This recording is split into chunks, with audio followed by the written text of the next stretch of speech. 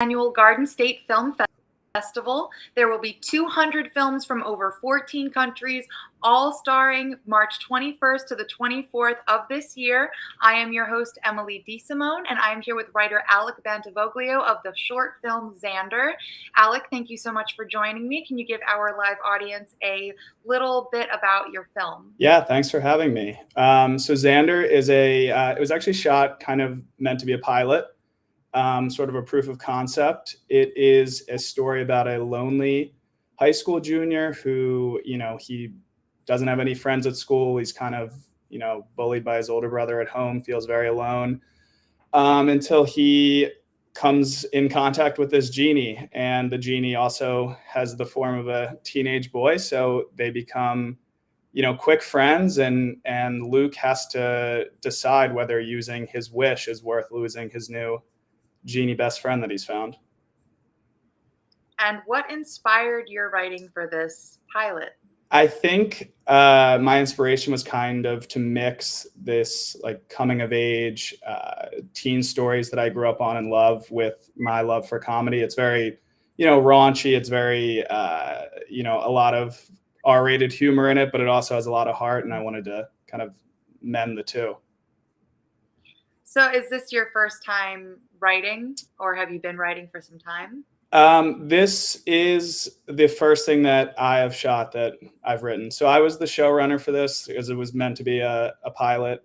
So I wrote it, I show ran it, and then, we had a great team of about 25 other Chapman graduate students that also worked on this film. And that's how you found your crew for this, the cast crew for this? Yeah, for the most part, they were all Chapman graduate students. That's awesome. Did you go to Chapman, or what's your affiliation? Yeah, so we made this while I was in my last year of graduate school there. It was kind of shot as a thesis project. So what was this filming process like, being that it's the first time you took something you've written and put it on a screen?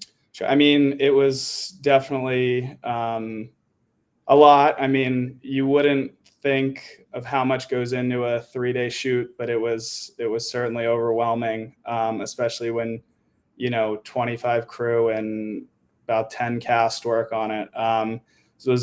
This was written in January 2022. We didn't film it until January 2023, and we didn't finish it until about 6 months ago. So the whole process was a lot, especially for an 11-minute short, but it was great. So, I mean, congratulations on being accepted into the Garden State Film Festival. Thank you. Is this your first time entering into the festival? How did you find the festival? If you can give us a little bit about how you came to enter in. Yeah, it is my first time in this festival, yes, being my first film. And I found out about it just because I'm from South Jersey. Grew up there, until I went off to college. And Asbury is one of my favorite towns. I would go, once I discovered it, when I got my license, I would go every summer, with friends, and I'd, see concerts there. I love it. So that was one of the first places I looked up because I just thought it'd be great to, have an excuse to go. Well, welcome to the festival with this being your first year, and you're going to be in person. Yes. This year. Awesome. Well, it'll be great to see you. So what are you anticipating or hoping that your audience will take from this pilot episode? The main thing I just look for is laughs, really. I want people to come out, just being a little bit happier than when they went in, just because it's meant to make you smile and make you laugh. So, if the audience can get a good chuckle out of it, that's all I'm hoping for. Awesome. So with that, it seems like you have a pretty good background right now in education in film, as it sounds. Do you have any advice for anyone that's starting out in film that, maybe something that you faced as someone that was new, or advice you could give yourself back then? I think when you're making your first project, I think it's best to, write something or, think about what's going to be produced, with your budget in mind, because if you overshoot, if you overshoot the money that you have for the project, it's just going to end up looking that much worse because of the, how high you were going to shoot for it. So, when I was making this, we had our budget in mind, and we figured, we can do one expensive thing. We can make this look worth a little bit more than it was by putting one VFX shot in it, one really nice one in it, and then everything else is going to, one house, one location. So I think just keeping in mind what you can do with the resources you have. So what would you say, again, with this being, the first work that you've taken from having written it onto screen, what was your favorite part of the process? And then what was the most challenging part of the process? Yeah. My favorite part of the process, aside from getting to work with all these super talented people, was the table reads with the cast that we got. I mean, I was able to come up with, much punchier, much funnier dialogue just by hearing these talented actors read, these lines. And, we got it to a much better place, just a couple weeks out because they did such a good job reading the original script. So that was probably my favorite part. And the most challenging was at the other side of that. Yeah. Just, I guess, managing everything into 3 days. I guess 12 pages in 3 days doesn't sound like a lot, and it probably isn't a lot to most people. But as a first time, filmmaker, it was definitely a lot for us, and we were, under the gun a lot of days to finish everything and get wrapped in time. So, I mean, having been through school, probably having done so much studying of other directors, other writers, other producers, who would you say, or what style would you say inspires you the most when it comes to this pilot?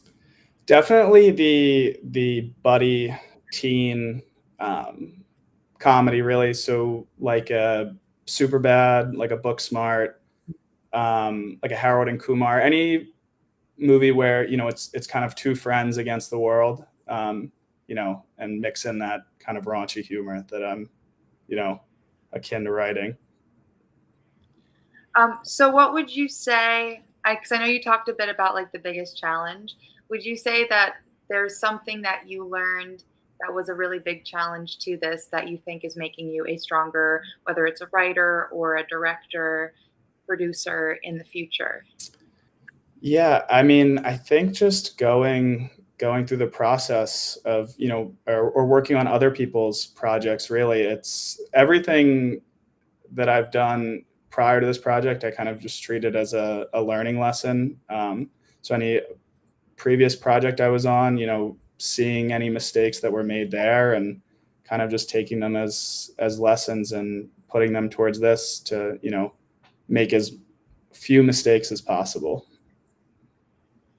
Do you have any future plans for this pilot? I mean, are you saying it's a pilot? Do you actually plan to, make a whole TV show or I mean, like it's that? it's definitely it would be the dream, I guess. I mean, right now it's kind of shot as a proof of concept. So, if we were ever able to make more episodes, that would be amazing.